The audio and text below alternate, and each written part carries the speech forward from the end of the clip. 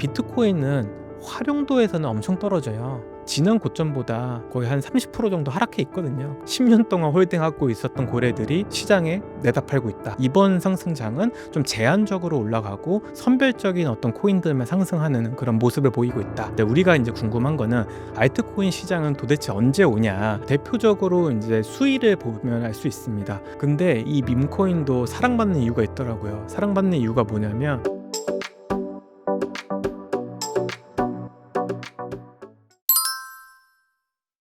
오늘은 알트코인 투자의 저자이신 디파이 농부 조 선생님을 모시고 암호화폐에 관한 말씀 들어보도록 하겠습니다. 안녕하세요. 네, 안녕하세요.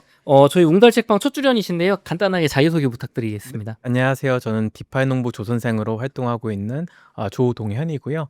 2021년부터 이제 해외, 그다음 국내 이제 리서처들이 이제 관심 있게 보는 것들을 이제 쉽게 이제 독자들한테 이제 전달하고 있습니다. 유튜브나 이제 텔레그램 등에서 영상과 이제 글을 함께 이제 제공드리면서 지금 현재 계속적으로 활동을 하고 있고요. 최근에 이제 좀 알트코인 시장에 대한 관심도 많이 올라왔고, 그다음에 블록체인 기술에 대한 관심도 많이 올라와서 이런 것들을 어떻게 쉽게 좀 설명할 수 있을까라고 생각돼서 좀 책도 쓰고 여러 가지 지금 활동을 하고 있습니다. 네, 비트코인이 지금 10만 6천 달러 전고점을 넘어서 꿈틀꿈틀하면서 알트코인도 좀 올라가는 듯 하면서도 이렇게 속 시원하게 상승을 못하고 있는데요. 좀 이제 많은 분들이 기다리던 비트 알트 불장이 오는 건지 아니면 조금 더 기다려야 되는 건지 궁금합니다. 비트코인 자체는 이미 큰 상승을 하고 있고 계속적으로 상승할 거다라고 하는 기대감이 좀 모아지고 있잖아요. 근데 우리가 이제 궁금한 거는 알트코인 시장은 도대체 언제 오냐? 비트코인만 상승하고 계속적으로 도미넌스는 올라가고 있는데 알트코인들은 그렇지 못하니까 좀 조급한 마음이 있으신 것 같아요. 근데 좀 생각을 해보면 지난 장하고, 그러니까 2020년부터 시작돼서 2022년에 막을 내렸던 이제 지난 상승장하고는 조금 사뭇 다른 좀 분위기입니다. 기존에는 비트코인이 상승하다가 어느 정도 횡보를 하면 이제 알트코인이 엄청나게 이제 상승하는 좀 패턴을 많이 보였었거든요. 이게 2017년부터 보였던 패턴인데, 근데 이번 시장에는 그런 게 보이지 않고 있어요. 그 이유는 이제 기관 투자자들이 이 블록체인 시장에 진입을 했고, 그다음에 예측이 되게 어렵기 때문에 일어나는 일이라고 저는 생각을 합니다. 대표적으로 이제 최근에 이제 크립토컨트라고 하는 이제 데이터 기반으로 이제 비트코인의 이제 가격을 이제 예상하고 투자자들이 이제 데이터로 이제 미래를 좀 볼 수 있는 그런 것들을 이제 서비스를 제공하는 회사가 있었는데, 거기서도 사실 기존 역사적인 데이터를 활용하다 보니까 안 맞는 거예요. 예, 왜냐면 변수가 너무 커져서. 왜냐면 기관 투자자들이, 그다음에 베이비 부머들이 ETF를 통해서 비트코인을 계속 사고 있는데, 이런 것들은 기존에 없었던 자금의 속성을 가진 것들이거든요. 그러다 보니까 좀 예측이 불가해졌고, 그러다 보니까 알트코인도 사실 개인들이 기존에는 많이 사줬기 때문에 가격이 올랐다면, 지금 현재는 기관 투자자들이 사는 것들, 기관 투자자라고 하면은 뭐 기업, 금융회사 뿐만 아니라 뭐 헤지펀드 같은 어떤 그런 곳들이 사지 않는 코인들은 올라가기가 굉장히 어려운 사실 구조로 변했어요. 그래서 이번 상승장은 좀 제한적으로 올라가고 선별적인 어떤 코인들만 상승하는 그런 모습을 보이고 있다라고 말씀드릴 수 있을 것 같아요. 예. 대표님, 그러면은 좀 기관들 혹은 어떤 그런 투자 헤지 펀드들이 사는 알트코인들은 지금도 좀 오르고는 있나요? 네, 계속적으로 오르고 있어요. 뭐 대표적으로 이제 수위를 보면 알 수 있습니다. 수위 같은 경우는 지난 상승장에 이제 출시됐던 하나의 코인이었어요. 이제 레이어 1이라고 해서 이제 이더리움이나 비트코인처럼 자체적인 네트워크를 갖고 있고, 사람들이 그 네트워크를 통해서 거래를 할 수 있게 만들어 놓은 하나의 이제 체인이었는데, 뭐 이더리움보다는 훨씬 싸고 빠르다라고 하는 내러티브로 이제 만들어져서 한 3년 동안 고생했습니다. 그러다가 이번 상승장에 지금 현재 가격 자체가 한 3불에서 4불 왔다 갔다 하는데, 이 가격이 한 6배가 오른 가격이에요. 사실 이번 상승장이 언제 시작됐냐라고 하면은 2023년도 10월부터 시작됐다 저는 생각을 하거든요. 그렇게 보면은 이제 1년 조금 넘었는데 6배가 상승했으니까 사람들이 왜 이거 이렇게 많이 올랐을까 궁금해 하시는데, 사실상 뜯어보면은 기관 투자자들의 유입이 굉장히 많습니다. 기관 투자자라고 하면은 기업도 있고, 그다음에 전문 투자자도 있고, 그다음에 금융기관도 있을 텐데요. 수의 같은 경우는 사모펀드들이 굉장히 많이 사고 있어요. 대표적으로 그레이스케일에서도 이제 수의 펀드라는 거를 만들었어요. 그래서 그 수입 펀드는 뭐냐? 직접적으로 기업들이나 어떤 기관들이 현물 자산을 보유할 수 없으니까 이제 우회 간접적인 방법으로 이 사모펀드에 출자를 하는 거예요. 그럼 출자된 자금을 갖고서 수익이라고 하는 코인을 사고 있는 거죠. 뭐 이런 식으로 어떻게 보면 간접적으로 자신들의 투자 포트폴리오에 편입을 하는 것들이 굉장히 많아졌기 때문에 수위도 계속적으로 가격 상승을 동반했던 거고, 더 나아가서 최근에는 이제 USDC, 그러니까 작년 이제 10월이었을 거예요. 블록체인 네트워크에서 USDC를 지원하는 게 굉장히 어렵거든요. 왜냐하면 돈이 많이 필요해요.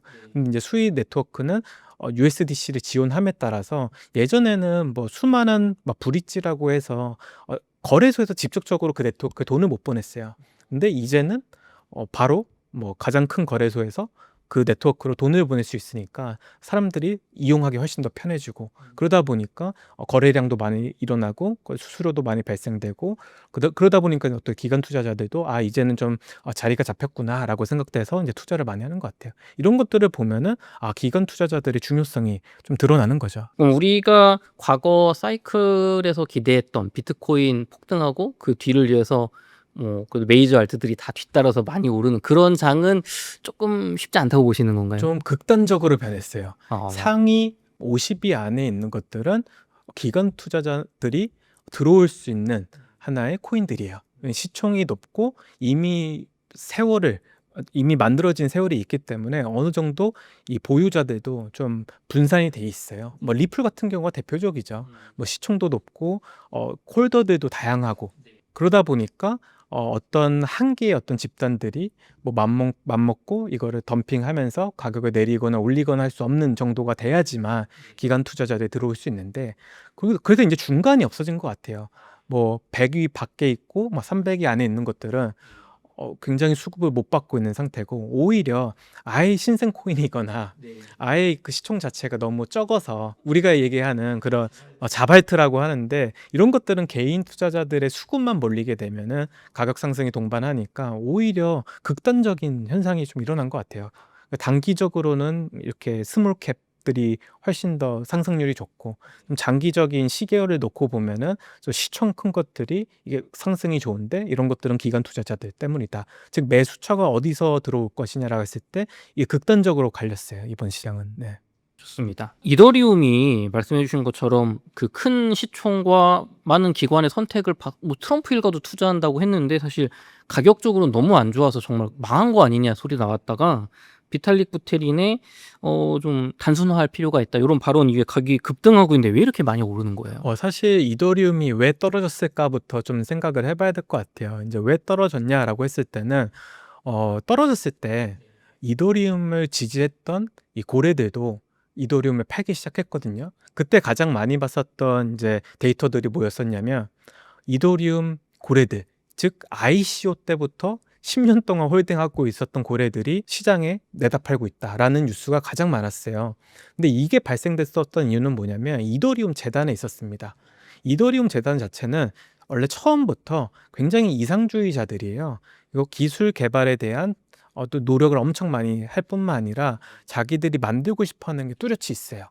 그래서 이더리움은 뭔가 공공재로서 활용되는 거지 투자로서는 사용되는 게 아니다, 뭐 이런 스탠스를 갖고 있어요. 근데 우리가 이더리움을 보유하는 사람들은 다 투자자들이잖아요. 그러니까 이게 어떻게 보면 이해상충이 있는 거예요. 서로 이해관계가 완전 틀린 거예요, 재단하고. 그러면서 재단들이 이제 이더리움 재단이 큰 비판을 받았습니다. 사실 코인이라는 걸 발행해 놓고 자산을 발행해 놓고 투자 자산은 잘 모른다, 이건 공공재다라고 하는 것 자체가 말이 안 된다. 그리고 이 이더리움 자체에 약간 재단에 이제 수십 명의 이제 수백 명의 이제 리서처들이 있는데, 이 리서처들이 사용하고 있는 자금이 1년에 3천억 원이 넘어가요. 근데 문제는 뭐냐면 재단 트레저리, 재단의 이제 그 창고를 딱 열어보면, 금고를 열어보면 99%가 이더리움입니다. 즉 이더리움을 팔아야지만 생계 유지가 되는 모습을 갖고 있었어요. 그러다 보니까 가격이 계속적으로 하락하게 되고, 이더리움이 이제 가장 저점을 찍었을 때가 이더리움 재단이 지속 가능하지가 않다, 7년밖에 런웨이가 안 남았다라는 얘기까지 나왔었어요. 그만큼 이제 불안감을 조성이 됐었죠. 근데 이제 팩트라 업그레이드라고 해서 최근에 또 이더리움이 하나의 그 새로운 업그레이드가 됐는데 그 팩트라 업그레이드가 되면서 다시 수수료가 많이 발생하기 시작했어요. 그러면서 사람들의 좀 센티먼트가 좀 바뀐 것 같아요. 예전에 이제 하락했을 때는 인플레이션이 되기 시작했거든요. 근데 이더리움이 인플레이션이 되면 안 되는 자산이에요. 왜냐면 나올 때부터 울트라 사운드 머니다라고 해서 사람들이 많이 사용하면 수수료가 발생하고 수수료를 소각해서 이더리움 가치를 계속적으로 우상향 만들겠다. 그래서 울트라 사운드 머니다라고 얘기했었던 어떤 자산이기 때문에 계속적으로 그 디플레이션이 나야지만 가치가 있는 자산이에요.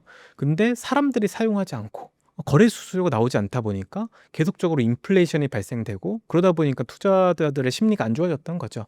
근데 이제 팩트라 업그레이드 이후에는 여러 개가 이제 바뀌었어요. 뭐 밸리데이터들한테 요구하는 최소 예치율도 높이고 그다음에 뭐 그 데이터를 저장할 수 있는 공간도 엄청 높였거든요. 그러다 보니까 다행히도 수수료가 좀 올라오기 시작한 거죠. 그래서 네트워크의 수수료가 잘 발생되니까 소각도 잘 일어나고 그래서 인플레이션 되던 게 계속적으로 다르지만 뭐 일자별로는 다르지만 디플레이션이 되는 모습을 보이기 시작했어요. 그래서 다시 이 이더리움이라는 자산이 인플레이션에서 디플레이션으로 바뀌고 있구나. 그러면서 어떻게 보면 안도의 그 사람들이 이제 안도를 하기 시작했고 그래서 다시 이제 비트코인이 상승하니까 근데 상대적으로 그 이더리움 자체는 많이 못 올랐으니까 이런 어떤 저가 매수세가 엄청 들어오기 시작해서 다시 좋은 모습을 좀 보이고 있는 것 같아요. 네. 그러면은 결국에는 많은 분들이 궁금한 건 그럼 이제 좀 이더리움 해결 뭐 어려웠던 게 해결되고 가격이 우상향 아까 말씀드린 수익 코인처럼 쭉 올라갈 일만 남았냐. 특히 막 500만 원에 물린 분들이 계세요. 그쵸. 네. 지금 올랐다고 해도 아직 그 가격이 안 됐잖아요. 맞아요. 그럼 이제 이더리움 뭐 500만 원 돌파합니까? 뭐 1000만 원 갑니까? 대표님? 저는 못 갈 것 같아요. 못 갈 것 같아요. 왜 그러냐면 여러 가지가 이유가 있는데요. 첫 번째로 기관 투자자들이 이더리움에 대한 좀 이더리움의 투자 자산으로 생각을 잘 안 하는 것 같아요. 왜냐면 이더리움 ETF 수급만 봐도요. 비트코인에 대비 너무 저조해요. 그리고 사실 ETF가 만들어진 지 한 4개월 동안 계속 유출만 있었거든요. 어떻게 보면 사람들이 사질 않는다는 거죠. 근데 이제 반면에 이 이더리움이라는 자산은 원래 이 블록체인에서 일을 했던 사람들, 헤지 펀드들이나 아니면 리서처들 이런 어떤 개인들이 굉장히 좋아하는 자산이에요. 그러다 보니까 이번 상승도 ETF 수급보다는 개인들의 수급으로 가격이 올라가는 모습을 보였거든요. 근데 이번 시장 자체는 기관 투자자가 굉장히 중요한 시장이라고 했잖아요. 그러다 보니까 어느 정도 제한적일 것 같아요. 왜냐하면 경기가 굉장히 안 좋잖아요. 21년도처럼 경기 호황이라서 사람들이 투자할 수 있는 여력이 있는 시장이 아니기 때문에 이번 사이클에서 이더리움이 뭐 5천만 원 넘고 뭐 만 불이 넘는 기염을 토하지 못하지 않을까라는 생각을 하고 있고 단지 지금은 지난 고점보다 거의 한 30% 정도 하락해 있거든요. 그러다 보니까 어느 정도 그 레벨에서 계속적으로 좀 왔다 갔다 하지 않을까라고 저는 생각이 들어요. 예. 그럼 500만 원 본전은 갈 수 있을까요? 뭐 운이 좋다면 운이 그렇지만 좋다면 제 생각에는 쉽지 않을 것 쉽지 같아요. 않다. 예. 지금이 어떻게 보면 고점일 수도 있다고 보시는. 지금은 오히려 3,000불 레벨이 제일 좋은 것 같아요. 지금은 조금 어떻게 보면 2,500불이거든요. 지금 현재 시각으로. 근데 3,000불까지는 좀 괜찮은 레벨인 것 같아요. 예. 좋습니다. 이더리움은 과거에는 비트코인처럼 뭐 디지털 실버다. 네. 장기 투자할 가치가 있다. 특히 아니 근데 아까 얘기해 주신 생각해 보니까 대표님 트럼프 일가가 이더리움 막 사라고 월드 파이낸셜 리버티에서 막 사고 있잖아요. 이거 기관이 사는 거 아니에요? 다른 근데 거예요? 이제 에릭 트럼프가 예. 트위터를 올렸었어요. 예. 이더리움 사라. 저도 본 것 같아요. 깜짝 놀랐어요. 우리나라에서 이렇게 했으면 조사받았을 거예요. 잡혀갔을 것 같은데. 근데 이제 그럴 정도로 이더리움에 대한 좋은 의견을 보냈는데 지난 몇 달 동안 있었던 하락장에 팔았어요. 또 정리했었어요. 일부 정리했었어요. 그러면서 더 가격이 내려갔던 거예요. 근데 이제 에릭 트럼프가 이더리움을 사라라고 얘기했었던 거는 저 개인적으로는 금융기관들이 이더리움 네트워크를 활용해서 비즈니스를 하려고 노력하고 있잖아요. 뭐 스테이블 코인도 그렇고 최근에는 이제 실물 자산 뭐 토큰화라고 해서 RWA라고 하는 산업도 커지고 있고 그러다 보면 그런 기대감 때문에 이제 그랬던 건데 근데 이게 생각보다 오래 걸리거든요. 생각보다 기간이 오래 걸립니다. 그러다 보니까 조금 뭐 그분들도 물리지 않았나 이런 생각이 좀 들고 있고요. 근데 기관 투자자들이 이더리움을 안 사고 있는 것 중에 가장 이제 큰 이유가 약간 재단이 갖고 있는 너무 방관주의 때문에 안 사는 것 같아요. 전 개인적으로. 왜냐면 경영진 자체가 허리띠를 졸라매고서 어떻게 하면 이거를 나은 네트워크로 만들지, 그걸 어떻게 하면 주주들의 이익을 환원해 줄지를 고민을 해야 되는데 애들은 뒷부분이 없거든요. 네트워크만 좋게 만들면 된다.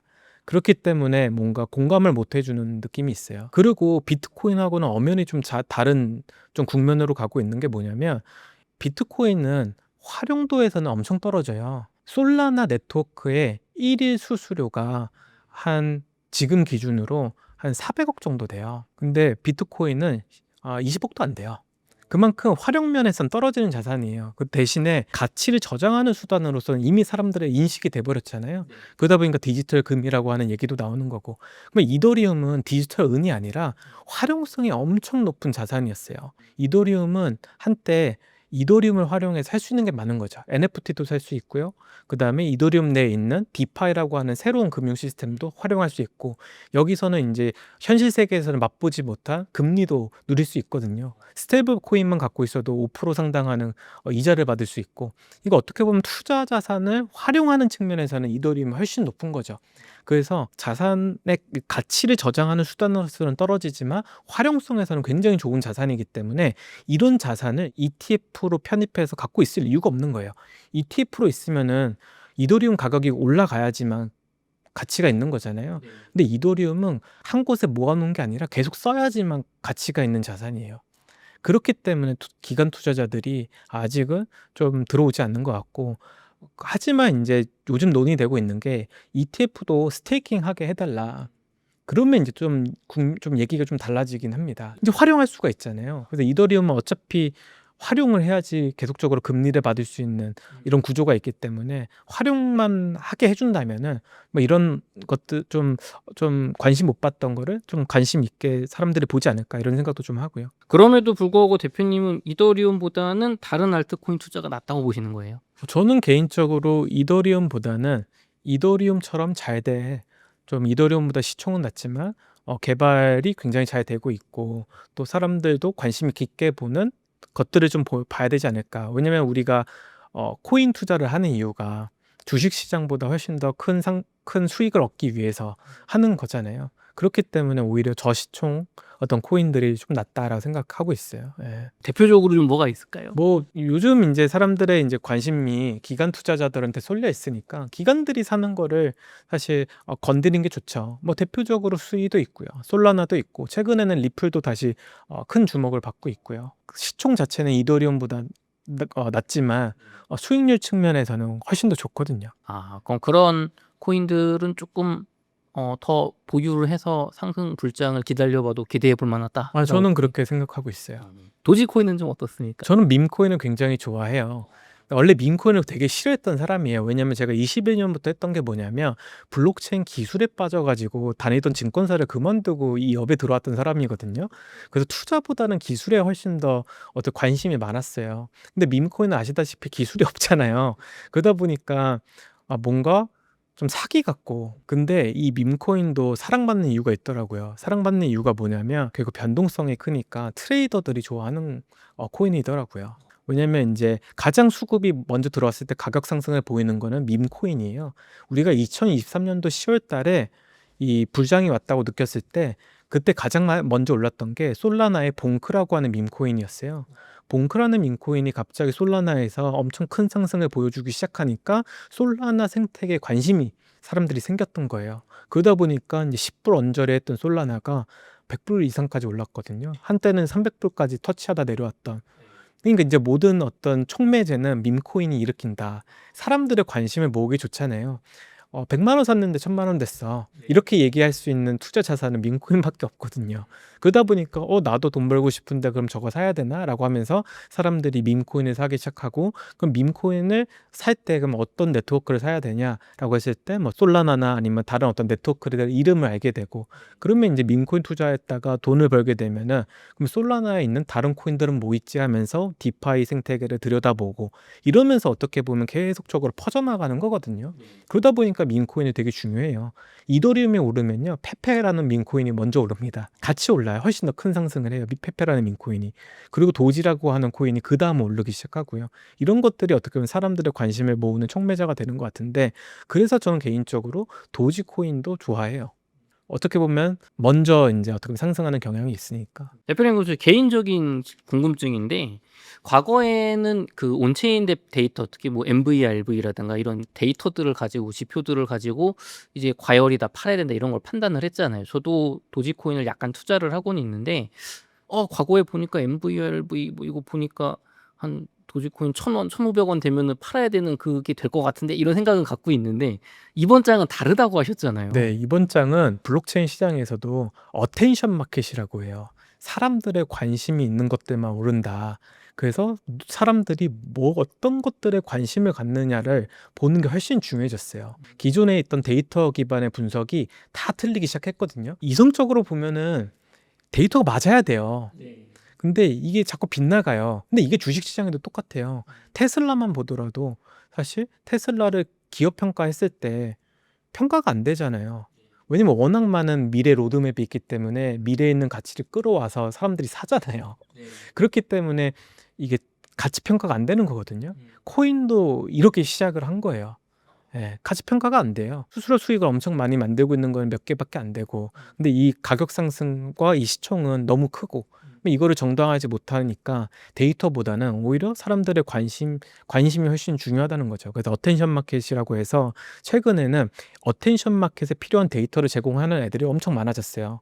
뭐 대표적으로 이제 카이토라고 하는 프로젝트가 있는데, 카이토는 그 굿트위터죠. 이제 X라고 하는 SNS 플랫폼에서 이 크립토 인플루언서나 유명한 사람들이 어떤 이야기를 하고 있는지를 정량화해서 이거를 매일매일 마인드쉐어를 만들어놨어요. 마인드쉐어는 뭐냐면 사람들이 관심 갖고 있는 것들을 어떻게 보면 시각화한 자료거든요. 그래서 예를 들어 비트코인에 관심이 높아지면 비트코인의 마인드쉐어가 전체가 100%라고 하면 50%가 넘기 시작하고, 그 다음에 그걸 눌러보면 어떤 사람들이 왜 이걸 좋아하는지도 다 이유를 분석하게 만들어놨어요. 이런 어떤 툴들이 개발이 되고 있는 것도 지금은 사람들의 관심이 쏠리고 그 쏠림에 따라서 가치가 올라갔다 또 내려오는 경향이 있기 때문에 이런 어떤 어텐션 마켓에 좀 중점을 둬야 되는 시장으로 좀 바뀐 것 같아요. 근데 이제 좀 한 예로 2024년도 12월 달에 밈코인이 한창 이제 사람들의 관심을 받았을 때 이 밈코인에 대한 마인드쉐어가 엄청 올라오다가